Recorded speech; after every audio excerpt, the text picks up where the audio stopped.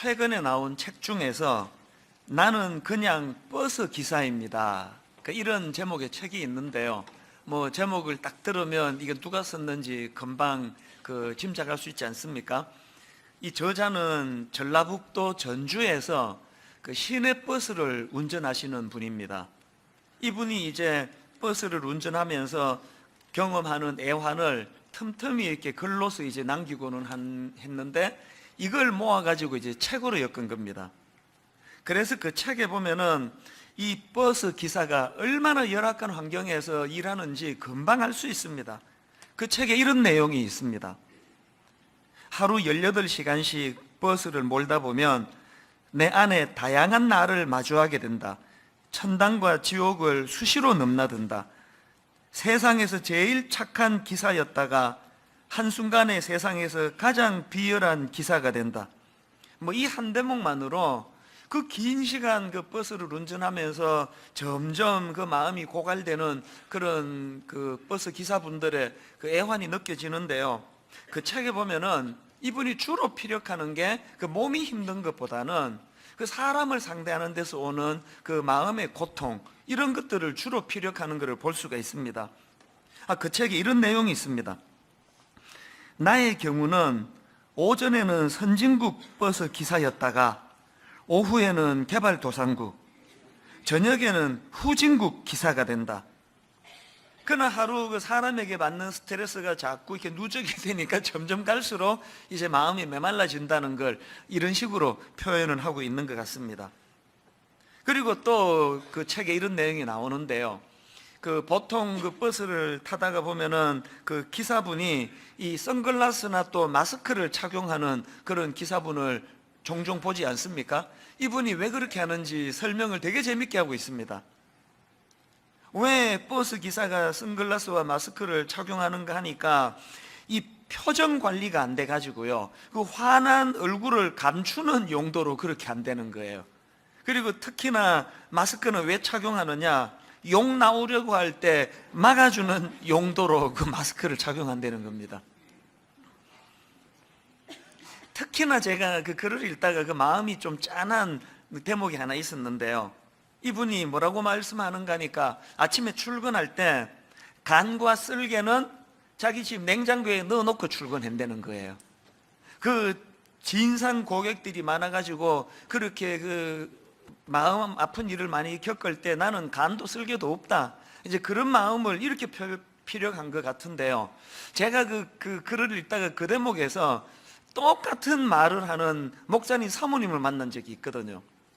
제가 지방에서 목회하시는 목사님하고 사모님을 만나서 이제 그 차를 한잔 하고 있는데, 그 사모님이 뭐라고 말씀하시는가 하니까 자기 남편이 그 교회 출근할 때마다 농담으로 하는 말이 이렇대요. 내 간 쓸개 당신한테 맡겨줄 테니까 이것 좀 맡아달라고, 저녁에 잘 돌려달라고. 그렇게 하고 교회를 향해 출근을 한다는데, 사실 그날 그 얘기 들을 때 마음이 너무 아팠습니다. 세상에 목사가 예수 그리스도의 그 핏값으로 죽어 사신 교회를 향해 출근을 할 때 그 성도들을 만날 기쁨, 설레임, 기대감, 이렇게 교회를 가야 정상 같은데 얼마나 그 쓰라린 일들이 많은지 목사님이 교회 출근할 때 그 도살장에 끌려가는 그 소 같아요. 그래서 간쓸게 당신한테 내가 맡겨줄 테니까 내가 교회 와서 교회 다녀오면은 잘 보관했다가 돌려달라고. 그 버스 기사분 이야기하고 똑같은 이야기 아닙니까? 그 책을 쭉 읽으면서 그 기사분의 사람을 상대하는 데서 오는 애환을 쭉 보면서 자꾸 그 지방의 그 목사님이나 또 고생하는 많은 그 목회자들 생각이 자꾸 나는 겁니다. 이게 목회자들만의 문제겠습니까? 교회에서 그 사람에게 상처받는 분들이 얼마나 많습니까? 가끔 그 초신자, 금방 예수 믿은 그 초신자 청년들을 만나보면은 또 어른들은 또 이제 그런 내색도 잘 안 하는데요. 청년들은 이제 마음의 표현을 가끔씩 합니다. 목사님, 내가 교회 다녀보니까 그 교회 다니는 거 생각보다 힘듭니다. 그리고 교회 와보니까 이상한 사람들이 생각보다 너무 많습니다. 그래서 교회 와서 상처를 자기가 많이 받는다고 그런 이야기를 가끔씩 제가 듣거든요. 그럼 제가 그 변명 삼아 해주는 이야기가, 이 지상교회는 그 완전히 성화된 사람들이 모이는 곳이 아니라 아직 성화가 덜 된 그 연약한 사람들이 모인 곳이다 보니까 그 진상 성도가 많은 거죠. 이해해라. 뭐 이런 식으로 제가 이제 설명을 하곤 하는데요. 최근에도 이제 결혼을 앞두고 있는 어떤 그 젊은 초신자 청년이 똑같은 이야기를 하길래 제가 뭐라고 설명을 해 줬냐면 이렇게 설명했습니다. 교회는 영적인 병원이다. 우리가 그 병원에 가가지고 환자들 많은 것 때문에 그 이상하게 생각하지 않은 것처럼 이 지상교회는 영적으로 병원과 같다. 그래서 이상한 사람들이 모여드는 거 당연하다. 그러면서 이제 조금씩 성화되어 가는 거다. 그런 설명을 해드린 적이 있거든요. 사실 그런 면에서 보면 교회가 완벽한 사람들이 모여 있어서 좋아하는 것은 교회가 아니에요. 교회는 이런저런 불완전하고 미숙한 사람이 모이지만 그런 사람들을 용납하는 것, 이게 교회가 보여줄 중요한 모습이라고 저는 생각을 합니다. 이런 의미에서 그 레리 크레비슨 그 교회를 교회되게, 이런 제목의 책이 있는데요, 거기 나오는 한 대목이 참 의미가 있다고 생각합니다. 그 책 목차에 보면 우리가 꿈꾸는 교회, 이런 그 파트가 있는데요, 그 파트의 첫 번째 소제목이 이렇습니다. 깨어진 사람들이 모인 교회. 그리고 그 안에 이제 어떤 내용이 나오는가 하면은 저자가 이런 말을 합니다. 나는 늘 고백록 같은 책을 쓰고 싶다. 그러면서 그 다음에 피력하기를, 내가 혹시라도 그런 책을 쓴다면 제목은 나도 엉망이고 너도 엉망이다, 이렇게 정하고 싶다. 껄끄러운 진리지만 나는 전혀 괜찮지 못한 존재이며 당신도 마찬가지이다. 그 교회를 설명하는데 참 핵심을 잘 설명한다고 생각을 합니다. 그런데 그 다음 내용이 제 마음을 뭉클하게 하는데 한번 들어보십시오.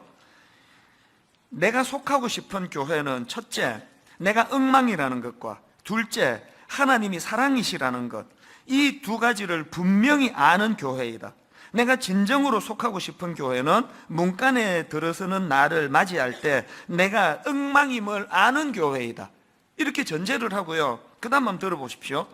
사람들이 내 실상을 다 보고도 여전히 나를 원하는 것을 알고 싶다. 내 가면을 벗어도 된다는 것과 사랑 앞에서 내 밑바닥을 내보이며 즐거이 영혼의 소생을 경험할 수 있다는 것을 알고 싶다. 이게 저는 교회의 중요한 핵심을 담고 있다고 생각합니다. 사람들이 엉망인 자기의 실상을 다 알고도, 그러면서도 자기를 내치지 않고 자기를 수용하기 때문에 교회에 가서는 내가 가면을 벗어도 된다. 또 사랑 앞에서 내 밑바닥을 내보이며 즐거이 영혼의 소생을 경험할 수 있는 곳.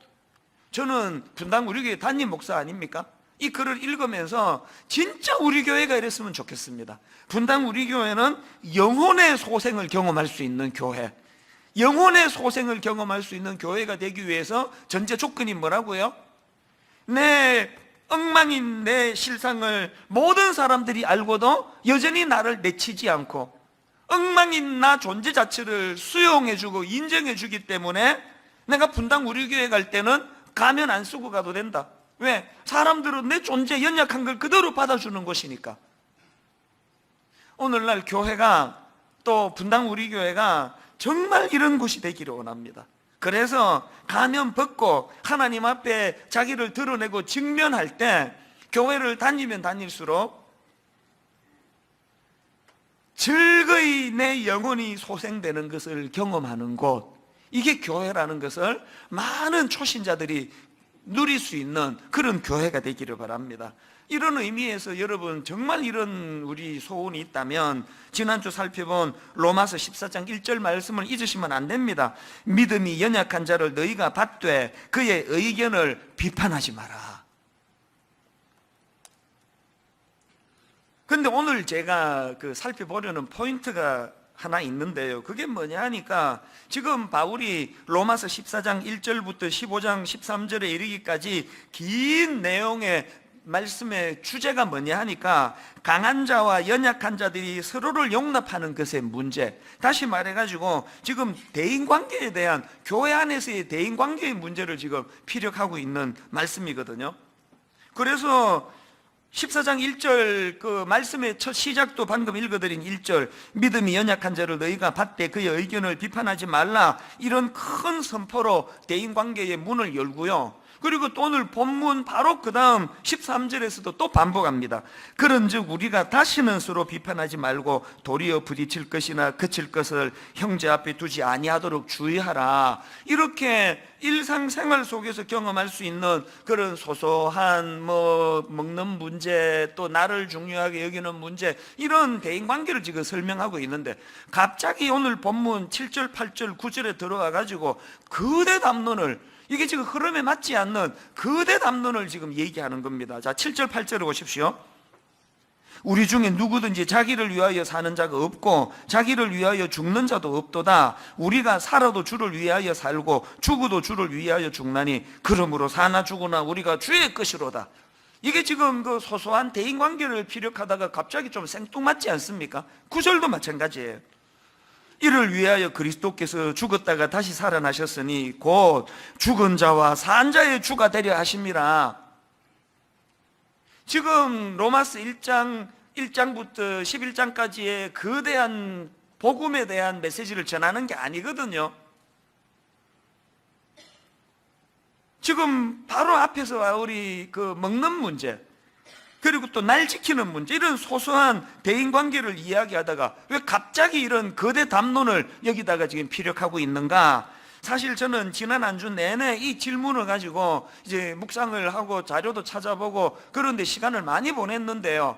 그러다가 제가 참 중요한 포인트를 제가 발견했습니다. 지금 바울이 너와 나의 이 대인관계, 뭐 먹느냐, 어느 날을 지키느냐, 이런 거를 피력하다가 왜 이런 십자가와 구원의 거대한 말씀을 우리에게 제시하고 있느냐? 그거는요, 대인관계에서도 이 7절 8절의 이 말씀이 늘 되뇌어져야 된다는 겁니다. 왜 그래야만 되느냐? 바울이 지금 제기하는 문제가 뭐냐? 대인관계에서도 이 십자가, 우리를 구원해 주신 하나님 은혜가 개입을 해야 된다는 겁니다.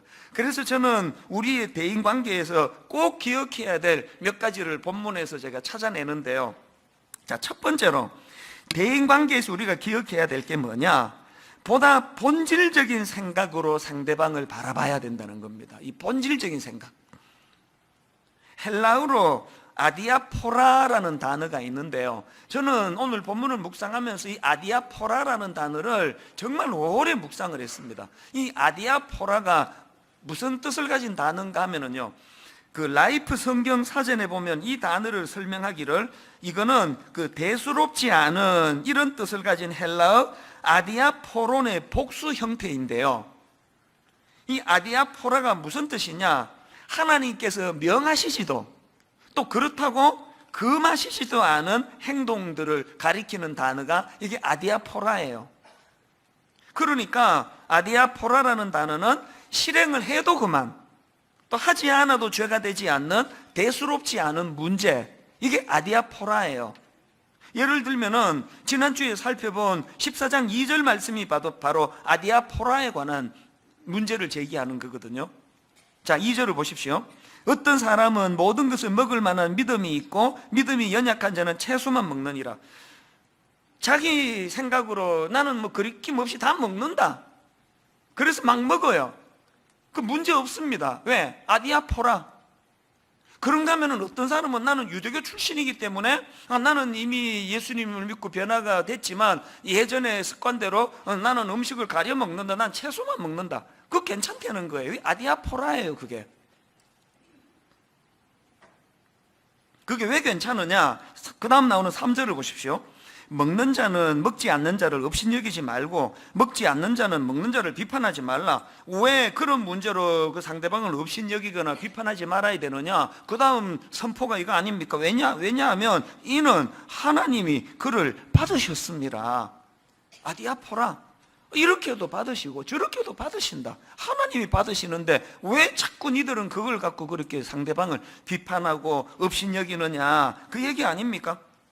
사실 교회에서 일어나는 대인관계에 꽤 많은 문제가 이 아디아포라, 하나님은 괜찮다 그러는데 우리가 자꾸 그 문제를 삼는 그거라는 거 여러분 다 아시잖아요. 전에도 말씀드렸지만 저는 고신교단이라고 하는 매우 보수적이고 엄한 교단에서 자랐기 때문에 저는 그걸 늘 자랑스럽게 생각해요. 그래서 어릴 때 뭐 돈도 못 쓰게 하고 주일날 돈 쓰면 안 된다, 시장 가면 안 된다, 어디 주일날 영화를 보러 가냐, 버스도 타면 안 돼, 그런 데서 제가 자랐습니다. 저는 주일날 우리 그 교회에서 요구하는 주일 성수를 철저하게 지켰습니다. 그 중에 제일 지킨 게 주일날 공부하면 안 된다. 목숨 걸고 지켰습니다. 한 번도 어긴 적이 없어요, 저는. 그래가지고 그 긴 거리를 그 어린애가 한 3, 40분 되는 거리를 그 버스 타면 금방 가는데 그 걸어 다니고, 그 귀한 거 아닙니까? 그리고 돈 안 쓰려고 저녁 예배 들어갈 때 배가 고파서 꼬르륵 꼬르륵 소리가 나는데도 불구하고 저녁 굶고 예배를 들어갔습니다. 늘 그랬습니다. 한 번도 어긴 적 없습니다. 이 귀한 거 아닙니까? 이 정신이 귀하다면, 그런 믿음이 성숙한 자라면 어떻게 해야 됩니까? 이 문제는 구원에 관계되는 문제가 아니다. 이건 아디아포라에 관한 문제이기 때문에, 왜 제가 옆에 사람이 그 짜장면 먹고 와가지고 옆에서 그 짜장면 냄새가 풀풀 풍기면 막 마음에 막 화가 나고 분통이 터지고 그 사람을 정죄하고, 어리니까요. 그 중학생 때니까. 막 근데 사람 취급을 안 하고 싶더라고. 어떻게 주일날 그냥 그 짜장면 먹고 교회로 올 수가 있느냐고. 그러면서 아주 그 사람을 내가 시시하게 생각하고, 이게 바로 오늘 한국 교회의 미숙한 성도들이 갖고 있는 그 모습이에요. 그게 제가 조금만 그때 믿음이 성숙했더라면, 이게 아디아포라, 이분은 또 자기 뭐 믿음으로 뭐 짜장면 먹고 오는구나. 그리고 또 솔직히 말씀드려가지고요, 저녁 예배에 은혜 받은 적은 거의 없어요. 막 배고파 죽겠는데 말씀이 들어옵니까? 하여튼만 말씀은 끝나기만 기다리고 뭐 그냥 막 끝나면은 내 집에 가서 라면 끓여 먹어야지 막 이 생각하면서, 그냥 목사님은 막 얼굴이 막 밥그릇처럼 보이고 이러는데, 차라리 그러느니 그냥 그분처럼 짜장면 먹고 든든하게 말씀에 집중하는 게 그게 더 나은 거 아닙니까? 이게 아디아포라의 문제라는 거예요. 저는 이 아디아포라라는 단어를 떠올리면 참 그 가슴 아픈 역사 하나가 떠올려지는데요. 지금의 러시아가 그 소련이 되기 직전, 그러니까 구러시아의 종교가 러시아 정교회였는데요. 그 당시 나라가 빈부격차로 뭐 갈등이 고른 깊어가고 사회는 점점 파국으로 치닫고 있는데, 그 종교 지도자라고 하는 그 사제들은 말도 안 되는 그 쓰잘데없는 논쟁에다가 온 에너지를 다 바쳤다는 거예요. 이게 진짜 말이 안 돼요. 그 당시로 그렇게 그 나라가 위태위태한 때 사제들이 한가하게 노닥거렸던 논쟁이 뭔지 아십니까? 몇 가지만 예를 들어보면 금방 알아요. 예를 들면 이런 논쟁, 야 진짜 유치합니다. 천사가 바늘 끝에 올라설 수 있느냐 없느냐, 이것 갖고 그렇게 논쟁을 벌였대요. 뭐 천사가 바늘 끝에 올라설 수 있으면 어떻고 못 올랐으면 어떻습니까? 그리고 또 어느 정신 나간 천사가 그 바늘 끝에 올라가 있겠냐고요. 이런 걸 가지고 막 그냥 맨날 그냥 논쟁하고 이러고 있었다는 거예요. 또 그런가 하면은 또 이런 논쟁, 예수님이 재림하실 적에 천사들이 나팔을 불면 그 나팔의 길이가 얼마나 되겠느냐. 참 한심한 논쟁 아닙니까? 그 다음 논쟁은 더 웃겨요. 여러분 그 성수 아시죠? 그 세례를 베풀고 할 때 이제 그걸 그 거룩한 물이라고 해서 뭐 성수다 그렇게 표현하는데요. 무슨 논쟁이었나? 거룩한 성수에 파리가 빠져 죽게 되면 그 파리가 거룩해진 것이냐, 성수가 더러워진 것이냐. 참, 혹시 여러분 답 아세요? 그 팔이 못 빠지도록 그 뚜껑이나 덮어놓고 있으면 다 해결되는 걸 가지고, 그래가지고 여러분 그 역사 다 아시죠? 결국은 그 나라가 몰락해 가는데, 이런 쓰잘데없는데 시간을 논쟁하는데 시간을 다 보내다가 나중에 나라 뒤집어지고 그 사제들이 비참한 그 죽임을 당하는 그런 역사가 있거든요. 이런 면에서 오늘 한국교회는 또 분당 우리 교회 안에는 지금 이런 말도 안 되는, 그 하나님 보시기에는 그거 뭐 밥 먹고 오든지 뭐 굶고 오든지 짜장면을 먹었는지 뭐 우동을 먹었는지 이런 게 아니잖아요. 예배자로 하나님 앞에 신령과 진정으로 서는 게 문제인데, 우리는 서로를 향해 가지고 이 아디아포라, 나는 왜 그냥 음식을 가려서 먹는데 저 사람은 왜 다 먹느냐고, 왜 나는 큐티를 안 하는데 왜 저 사람은 큐티를 안 하느냐고. 그 큐티하고 안 하고 하면 좋죠. 그거 안 하면 그게 뭐 지옥 가는 문제는 아니지 않습니까? 하도록 권면은 하지만 그걸 가지고 남을 비판하고 정죄하고 그러실 거면 큐티 안 하는 게 나아요, 차라리.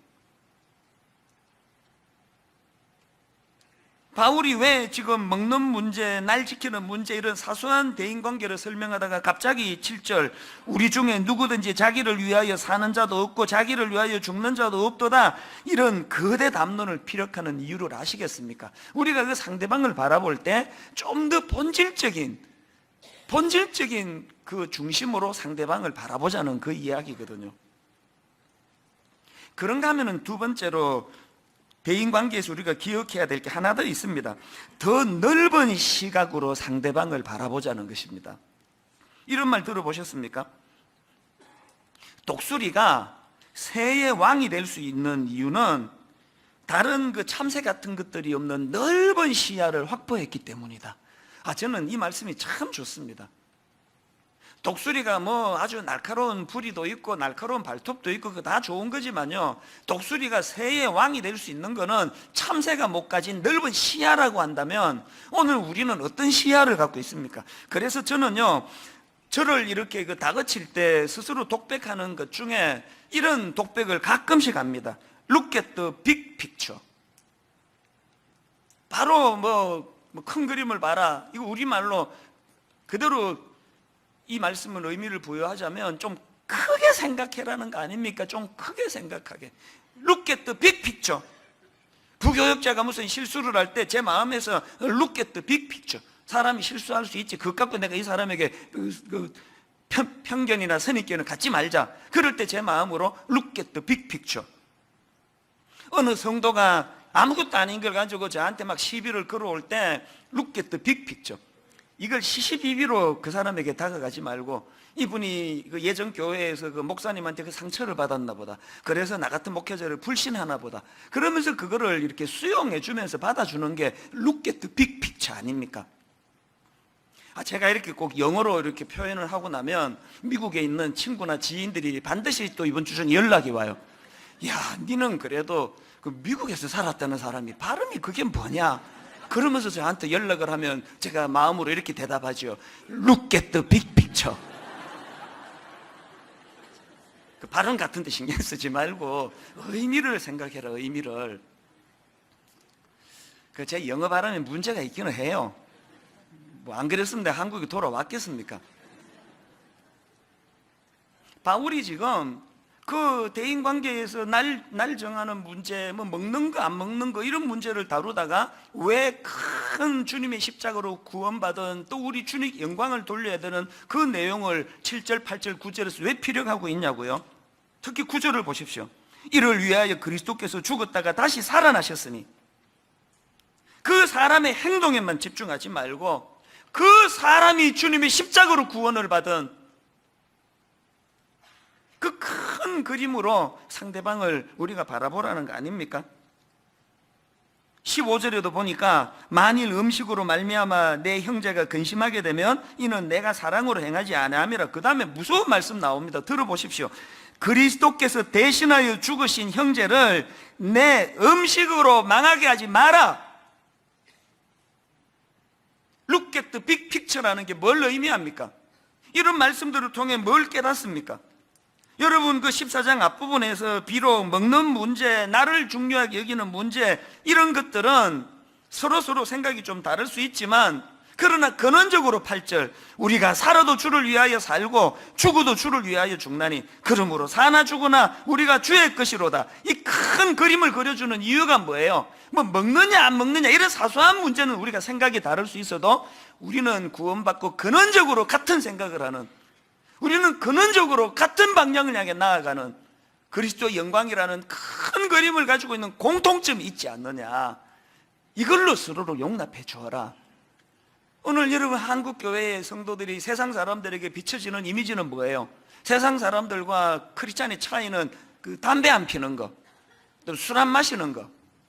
그것도 해서 또 뭐 슬쩍슬쩍 다 마시잖아요. 또 뭐 차이라는 게 그저 뭐 술 담배 안 하는 거, 뭐 주일날 뭐 성경책 들고 교회 가는 거, 이런 정도로 차이가 없다면은 그 부끄러운 거 아닙니까?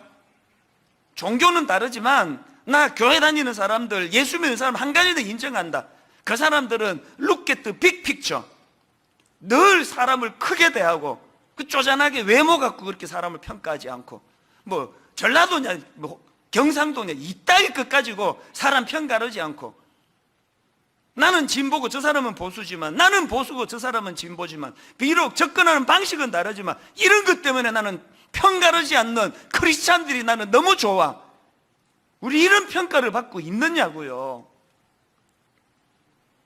나는 내 신앙의 양심을 따라가지고 저녁 예배 갈 때 밥 굶고 돈 안 쓰기 위해서 그냥 가지만, 또 저 사람은 저 사람 사정대로 저녁을 사 먹고 들어오는 거에 대하여 큰 그림을 가지고 그것을 용납할 수 있는 여기까지를 바울이 원하기 때문에 오늘 바울이 거대 담론으로 대인관계를 설명하고 있다는 겁니다. 지난주 제가 그 프로야구를 가지고 설명을 드렸는데, 이제 월드컵이 시작됐으니까 축구로 제가 예를 들어 볼게요. 자꾸 이렇게 그 좁아지는 생각으로 들어가면은요, 국내에 그 프로리그 있지 않습니까? 뭐 예를 들면은 여기에 수원에 있는 프로야구 프로축구팀하고 서울에 있는 프로축구팀이 그 라이벌이라 그러더라고요. 그러면은 지금 수원을 응원하는 그 응원팀은 그 서울에 있는 스트라이크 막 골 잘 넣는 사람을 보면은 그게 자기의 적이잖아요. 라이벌이잖아요. 그래서 그 사람 다쳤다 그러면 막 기분이 되게 좋아요. 이제 저 인간 안 나오는구나, 찬스다.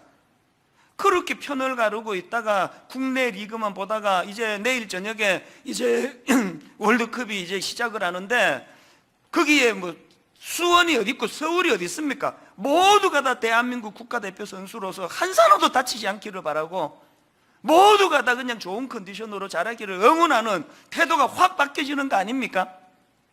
여러분은 지금 국내 프로 리그 응원하는 정도로 편가름으로 축구를 보듯이 신앙생활을 하십니까? 좀 더 포괄적이고 넓은 마음으로, 모두가 다 우리 대한민국을 응원해야 된다는 그런 넓은 마음으로 상대방을 바라보고 계십니까?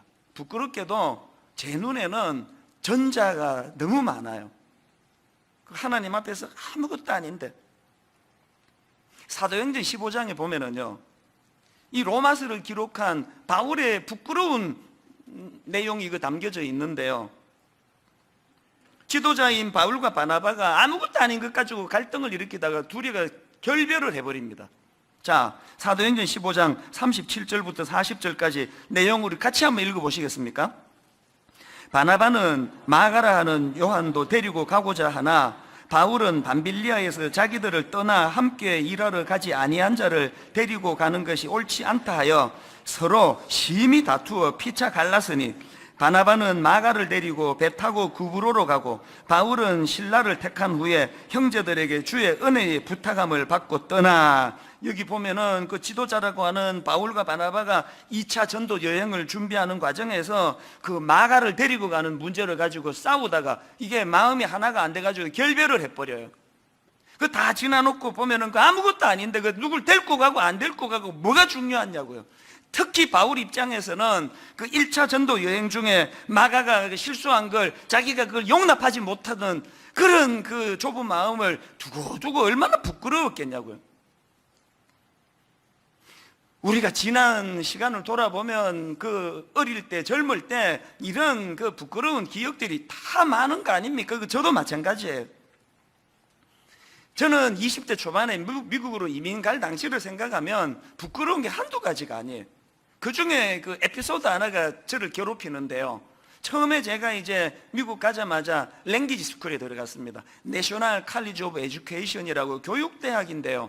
거기서 이제 금방 유학 오거나 이민 온 영어 잘 못하는 사람들이 이제 거치는 코스를 제가 다녔는데, 그 코스에 그 83년도에 그 시카고의 그 폴란드 출신들이 많이 이민을 오던 그런 상황입니다. 그래서 이제 그 외국 사람들이 다 모여 있는 그 ESL이라고 랭귀지 코스에 거의 폴란드 출신이 한 50% 60% 됐고요. 막 다 자기들끼리 다 통해요. 그리고 이제 한국에서 저 혼자 왔고요. 중국에서 온 사람 하나 있고, 뭐 이런 식으로 드문드문 이제 외국인들이 있었는데요. 1년을 그렇게 잘 보냈는데 마지막에 종강을 앞두고 문제가 생긴 거예요. 그 폴란드 사람들이 아주 그 사람들 나빠요. 자기들 숫자가 많다고 돈 얼마씩 걷어가지고 교수님 수고했는데 선물 사드리자. 거기까지는 좋은데요. 자기들이 뭘 고르기로 했느냐? 자기들 민속 무슨 그 폴란드 무슨 뭐 뭔지도 몰라요. 우리로 치면 뭐 하회탈 뭐 이런 식으로 자기들 나라의 무슨 그거를 선물을 결정했다는 거예요. 의협심이 강한 저로서는 그거를 용납할 수가 없었습니다. 아니 왜 폴란드 사람이 많다고 해가지고 중국계도 있고 한국계도 있고 다른 민족이 많은데 왜 폴란드 그거를 사느냐? 나는 이거 용납할 수 없다 그러면서 막 엄청 내가 싸웠습니다. 안 된다고. 이거는 정의를 구현하는 차원에서 그래서 제가 그 중국에서 온 그 친구 굉장히 내가 실망했어요. 그러면 내가 그 친구한테 영어도 안 되는데 뭐 막 이렇게 막 손짓 발짓 하면서 이거는 용납할 수 없다고, 이거는 막아야 된다 그러면서 그랬더니 그 친구가 조용한 소리로 뭐 한마디를 딱 하더라고. 이렇게 내버려 둬라. 굉장히 내 실망했습니다. 뭐 이런 비겁한 사람이 있느냐고. 그래가지고 결국은요, 의협심이 강한 저는요 거기에 동참 안 하고 그 회비보다 훨씬 많은 돈을 들여가지고 내가 개별적으로 사가지고 선생님께 따로 드렸어요. 그러면서 그 중국에서 온 그 친구를 내 굉장히 그 의식도 없는 사람이라고 제가 무시했는데요. 그리고 여러분, 그게 지금 한 5, 6년이 지났거든요. 내 그때를 생각하면 부끄러워 죽겠어요. 진짜 부끄럽습니다. 이게 오늘 본문으로 말하면 이 아디아포라 아닙니까? 그 폴란드 무슨 인양이면 어떠고 뭐 한국 뭐 하회탈이면 어떻습니까? 수고한 선생님께 고마운 마음을 표현하면은 그게 되는 거 아닙니까? 그걸 무슨 막 그 정의를 내가 행한다고, 공의를 내가 세운다고 그렇게 깐깐하게 그래가지고 내가 창피해 죽겠어요. 내가 중국계 친구를 그 이후로 못 만나가지고요. 지금이라도 만나면 한국 사람 다 나갔지 않다고 내 그 일 꼭 해주고 싶어요. 여러분, 그때 23살 어리니까 그랬다 치는데, 여기 지금 나이 좀 드시고 그 예수 오래 믿은 사람 중에 그때 저 같은 분이 얼마나 많은지 아세요? 들어보면 그게 아무것도 아닌 건데 그걸 막 엄청나게 뭐 무슨 공의를 세우는 것처럼 그래가지고 이민 처음 갔을 때 그 교회에서도 마찬가지예요. 근데 진짜 부끄러워요. 저는 그 고신 교단에서 이렇게 타 교단을 접해 본 적이 없다가 이민 교회는 모든 교단이 다 모이는 데 아닙니까? 이런 배경 저런 배경 다 모여 있는데 막 청년부 성경 공부할 때마다 막 진짜 많이 싸웠습니다. 칼빈주의가 옳다 그러면서 막 목에 핏대 세우고 막 다른 주장하는 사람들은 막 구원도 못 받을 것처럼 막 소리 지르고 막 교회만 가면은 굉장히 많이 싸웠어요. 성경 공부할 때. 그래가지고 주일 지나고 집에 가면 막 피곤해 죽겠어요. 맨날 싸우느라고. 그게 진리 사수입니까, 그게? 근데 참 부끄러워요. 신혼 때도요, 주로 싸움을 내가 걸었어요. 뭐 집사람에 대해서 이게 옳고 이게 그러는데, 지금 우리 부부 1년간에 싸울 일 거의 없습니다. 내가 좀 철이 좀 들었거든요. 이래도 괜찮고 저래도 괜찮은 거 그 좀 허용하고 배려하고 그러니까 세상에 싸울 일이 없어지는 거예요. 제가 신학교를 결정할 때 왜 고신을 안 간지 아십니까? 그때 두 가지 제가 마음에 결심한 게, 원칙을 정한 게, 고신은 안 간다. 이미 내 몸속에 고신피가 흐르는데, 이미 나는 고신정신으로 무장했는데, 또 내가 고신신학 가가지고 목사가 되면 고신 그렇게 교단에 매일 것 같아서 나 고신은 안 간다. 두 번째, 고신하고 가장 컬러가 비슷한 그런 교단으로 간다. 그랬더니 누가 그게 총신이라 그러더라고요. 그래서 제가 총신 간 거 아닙니까? 여러분, 고신 교단이 문제가 있어서가 아니고요, 그걸 편협하게 바라보는 나한테 문제가 있었기 때문 아닙니까? 저는 지금도요, 내 뼛속 깊이 고신 정신이 저 안에 살아 역사하는 걸 저는 느끼거든요. 그러나 예전처럼 이것만이 옳다고 편협되게 생각하지는 않습니다. 바울이 뭘 강조하는지 아시겠죠? 마지막 세 번째로, 여러분, 우리 대인관계에서 기억해야 될 하나 더 있습니다. 하나님 중심의 생각으로 상대방을 바라봐야 된다는 것입니다. 오늘 본문에서 특이한 게 뭔지 아십니까? 6절부터 8절까지 사이에 위하여라는 말이 7번 반복이 돼요. 특별히 주를 위하여, 이게 5번이나 반복이 됩니다. 자, 여러분 한번 확인을 하면서 본문을 보시겠습니까? 6절부터 8절 내용을 보시면서 우리 같이 한번 읽어보시겠습니다.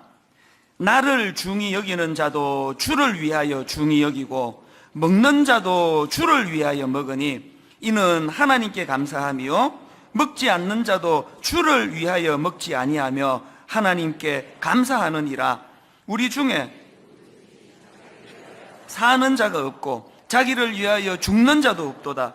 우리가 살아도 주를 위하여 살고 죽어도 주를 위하여 죽나니 그러므로 사나 죽으나 우리가 주의 것이로다. 지금 대인관계 얘기하다가 생뚱맞게 주를 위하여 이걸 지금 왜 이렇게 강조하는 겁니까? 바울이 뭘 강조하고 싶은 거예요? 여러분, 우리 삶의 목적이요, 하나님 중심으로 바뀌게 되면은 그 주님이 보시는 안목으로 상대방을 바라볼 수 있게 된다는 것입니다. 탕자의 비유에서 그 큰아들이 그 마뜩자는 그 가출하고 돌아온 그 못된 동생을 왜 용납해야 되냐고요? 이유 딱 하나예요. 용납해야 된다면 이유는 딱 하나입니다. 누가복음 15장 23절 24절 그리고 살찐 송아지를 끌어다가 잡으라. 우리가 먹고 즐기자. 이 내 아들은 죽었다가 다시 살아났으며 내가 잃었다가 다시 얻었노라 하니, 그 다음 보세요. 그들이 즐거워하더라. 그들이 즐거워했던 이유는 딱 하나예요. 그 아버지가 즐거워하시니까요. 그 마뜩자는 동생을 큰아들이 용납해야 되는 이유가 뭐라 그랬습니까? 아버지가 그것을 기뻐하시기 때문이에요. 그 성경에 그 큰아들이 뭘 자랑합니까? 나는 아버지 많이 도와드렸다고, 나는 순종했다고. 큰아들이 뭘 모릅니까? 아버지 심부름하는 것보다 더 중요한 거는 아버지의 마음을 헤아리는 거예요. 부부가 왜 잘 지내야 되는지 아십니까? 그걸 아버지가 기뻐하세요. 순장님과 순원이 왜 화목해야 되느냐고요? 아버지가 그걸 기뻐하세요. 성가대 지휘자님과 우리 대원들이 왜 화목해야 되느냐고요? 맨날 말씀드리잖아요. 아버지가 니들 목소리로 사부 잘 내는 것보다 중요한 건 마음으로 서로를 하나 되게 하는 하모니가 더 중요하다. 아버지가 그걸 기뻐하시거든요. 결론을 맺으면서 저는 바울의 너무 귀한 모습 하나 소개를 하고 말씀을 마무리하려고 합니다. 빌립보 1장에 보면은요, 그 당시 바울을 괴롭게 하는 외부의 그 사람들이 많았는데 바울을 괴롭히는 그 외부의 정만이 아니었습니다. 놀랍게도 같이 복음을 전하는 동역자들 중에 그런 사람들이 많았거든요. 그게 얼마나 괴로웠던지 빌립보서 1장 15절부터 한번 보십시오. 17절까지. 어떤 이들은 투기와 분쟁으로, 어떤 이들은 착한 뜻으로 그리스도를 전파하나니 이들은 내가 복음을 변정하기 위하여 세우심을 받은 줄 알고 사랑으로 하나 그들은 나의 매임에 괴로움을 더하게 할 줄로 생각하여 순수하지 못하게 다툼으로 그리스도를 전파하느니라. 이게 어떤 상황인지 아시겠죠? 여러분, 스님이 나를 비방을 한다, 신부님이 나를 공격을 한다. 그 상처 별로 안 받을 것 같아요. 쓰라린 게요, 같은 목사님이 저를 사람들 앞에서 그렇게 비난을 하고 손가락질을 하면 마음이 많이 아플 것 같아요. 바울이 지금 그 얘기를 하거든요. 그런데 놀랍게도 이런 상황에서 바울이 어떤 결론을 내리는지 18절을 보십시오. 그러면 무엇이냐? 거칠애로 하나 참으로 하나 무슨 방도로 하든지 전파되는 것은 그리스도니 결론, 이로써 나는 기뻐하고 또한 기뻐하리라. 나를 라이벌로 생각해가지고 복음 전환으로 저렇게 혈안이 된다 하더라도 그것이 참 나는 괴롭지만, 그럼에도 불구하고 그렇게 해서 복음을 전해주고 주님의 영광을 받을 수 있다면 나 기뻐할 수 있다. 오늘 우리 안에 대인관계에서 이 믿음이 회복되기를 바랍니다. 오늘 말씀을 기억하시면서 우리 이 찬양 같이 불러보기 원합니다. 아버지, 당신의 마음이 있는 곳에 나의 마음이 있기를 원해요. 아버지, 당신의 눈물이 고인 곳에 나의 눈물이 고이길 원해요. 오늘 세 번째 대지를 마음에 품고 우리 한번 이 찬양 같이 불러보기 원합니다.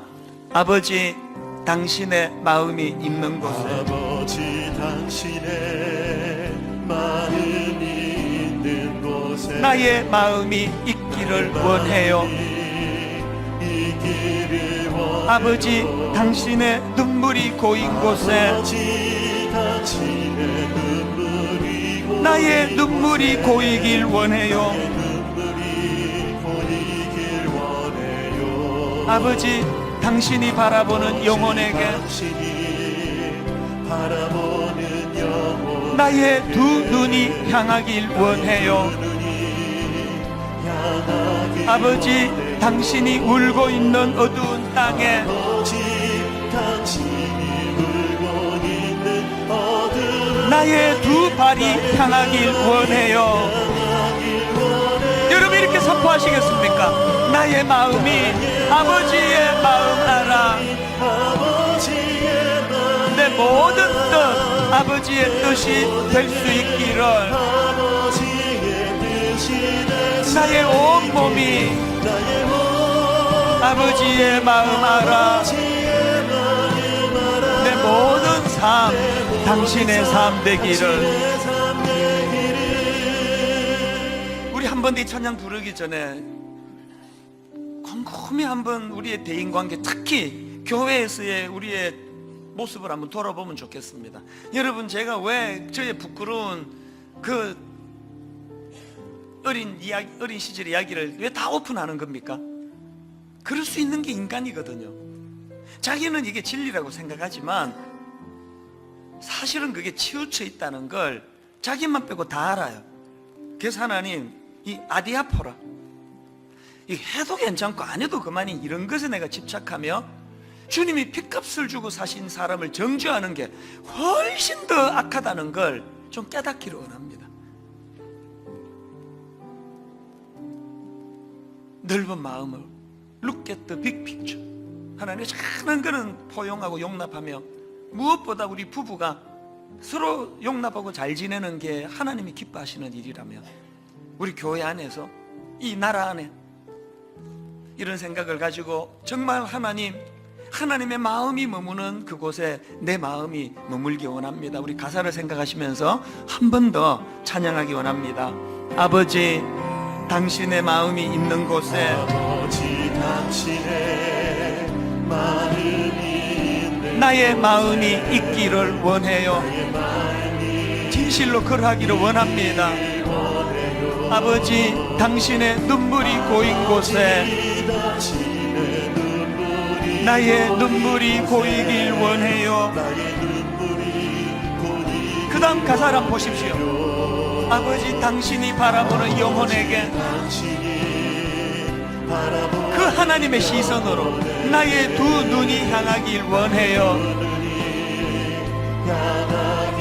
아버지, 당신이 울고 있는 어두운 땅에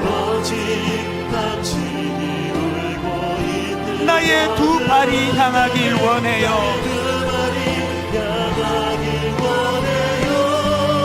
나의 마음이 아버지의 마음 알아. 내 모든 뜻 아버지의 뜻이 될 수 있기를. 나의 온 몸이 아버지의 마음 알아. 내 모든 삶 당신의 삶 되기를. 우리 다 자리에서 일어나셔서 아버지, 당신의 마음이 있는 곳에 진실로 고백합니다. 나의 마음이 있기를 원해요. 아버지, 당신의 눈물이 고인 곳에 나의 눈물이 고이길 원해요. 진실로 원합니다. 아버지, 당신이 바라보는 영혼에게 그 하나님 아버지의 마음으로 나의 두 눈이 향하길 원해요. 아버지, 당신이 울고 있는 어두운 땅에 나의 두 발이 향하길 원해요. 진실로 고백합니다. 나의 마음이 아버지의 마음 알아. 내 모든 뜻 아버지의 뜻이 될 수 있기를. 나의 온몸이 아버지의 마음 알아. 내 모든 삶 당신의 삶 되기를. 주님 내 안에, 주님 내 안에, 내 안에 계시고, 주님 내 안에, 주님 내 안에 나를 세워주소서. 우리 마지막으로 한번 더 힘있게 선포합니다. 주님 내 안에, 주님 내 안에, 내 안에 계시고, 주님 내 안에, 주님 내 안에 나를 세워주소서.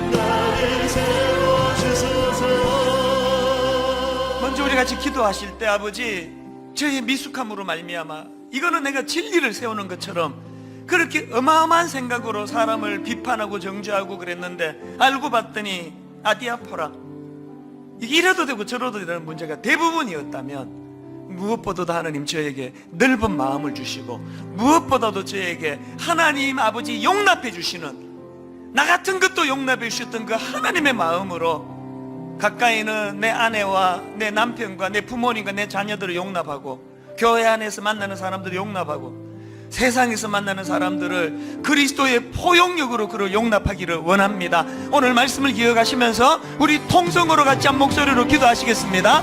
살아계신 하나님 아버지, 오늘 이 말씀이 우리에게 능력이 되기 원합니다. 깨달음이 되기를 원합니다. 오늘 이 말씀이 우리에게 살아있는 주님의 아버지 선포가 되기를 원합니다. 하나님 아버지, 우리의 좁음을 용서하여 주시기 원합니다. 우리의 작음을 용서하여 주시기 원합니다. 하나님의 아디아포라를 마음에 새기고 하나님 더 넓은 것, 더 큰 것, 더 포용력을 가지고 바라보기를 원합니다. 나의 작음을, 나의 좁음을, 나의 약점을 그러하며 주님 앞으로 가지고 나가기를 원하오니 하나님 불쌍히 여겨주시옵소서. 아버지 하나님, 우리의 은혜를 부어주셔서 은혜로 우리를 충만케 하시고 은혜를 우리를 새롭게 하여 주시옵소서. 하나님 아버지, 지방에서 목회하는 그 목사님 아침에 교회로 출근하면서 간쓸게 아내에게 맡기고 가겠다고, 어떻게 이런 가슴 아픈 일이 오늘 교회 안에 일어날 수 있는지, 어떻게 예수 그리스도의 십자가 복음으로 가슴이 벅차야 될 초신자들이 교회만 오면은 먼저 믿은 우리들 때문에 상처를 받아야만 하는지, 왜 아버지 교회 안에 피 흘리며 받은 상처가 치유가 안 돼 이 교회 저 교회 기웃거리며 그렇게 회복을 갈망하는 일이 일어나야만 하는지, 오늘 말씀을 들으면서 무엇보다도 우리 자신이 주님 앞에 반성하며 회개하며 나아가기를 원합니다. 그 좁고 사소하고 그 별것 아닌 것에 집착하며 사람을 정죄하고 단죄하던 우리의 모습을 불쌍히 여겨주시고, 아버지 그 더 넓은 더 큰 그림으로 봤을 때 우리는 한 하나님을 아버지로 모시는 형제요 자매, 우리는 한 목표 한 방향을 향해 하나님의 영광이라는 큰 목표를 향해 나아가는 동력자라는 사실을 인식하고, 그 사소한 것들은 용서하고 용납하고 그를 품어주는 저희들이 되도록 인도하여 주시옵소서.